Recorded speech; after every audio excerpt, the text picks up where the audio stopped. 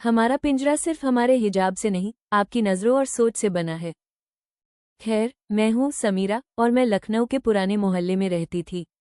अभी हम बड़ी हो चुकी हैं और अगर आप इस कहानी को पढ़ पा रहे हैं तो इसका मतलब ये है कि अब मैं इस दुनिया से रुखसत हो चुकी हूँ। इसमें भी आपकी ही मेहरबानी है।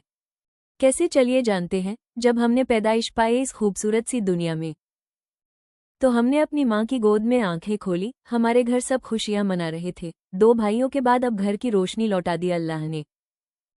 बस हम इतने खूबसूरत थे बचपन में कि हमारी खाला के कि नंद ने अपने बेटे के लिए हमें हमारी अम्मी से मांग लिया और हमारी अम्मी ने खुशी खुशी हमारे हाथ को उनके हाथ में दे दिया। फिर हमारे बाद हमसे छोटी बहनों ने पैदाइश पाई और इसी तरह उनके भी रिश्ते तय हो गए। वाओ, सुभान अल्लाह। दुनिया में आने भर की देर थी, किस्मत पहले ही तय हो गई। फिर क्या अमानत समझकर पालना पोषना शुरू।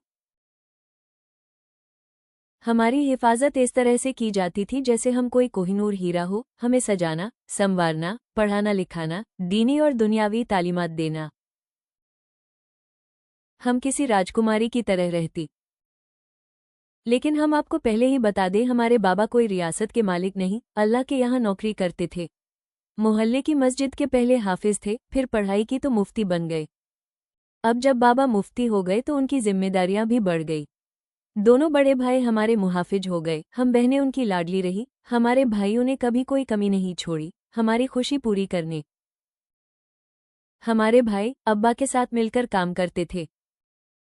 हम बेटियां उम्र में एक दूसरे की परछाई सी थीं। बहन का रिश्ता दोस्ती में बदल गया था। खेलकूद से लेकर पढ़ाई तक हर जगह हम साथ थे। अय्याज भाई हमसे बड़े थे और अक्सर डांटते रहते, बच्चों जैसे मत रहा करो और मुझसे थोड़ा दूर ही रहा करो।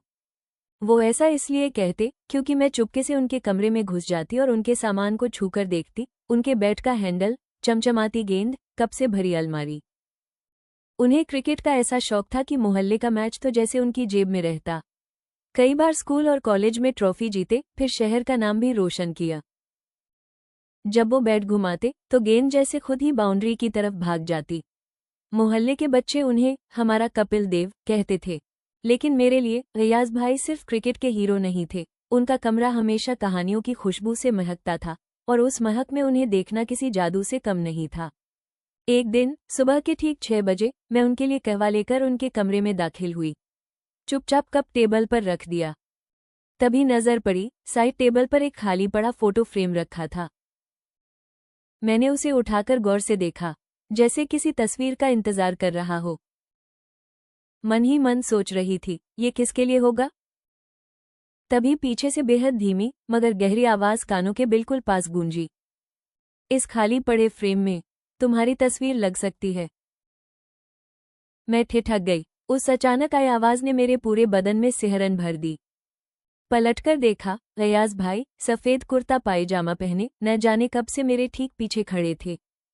मेरा हाथ अब भी उस खाली फ्रेम को पकड़े हुए था, लेकिन उंगलियों में पसीना आ गया था।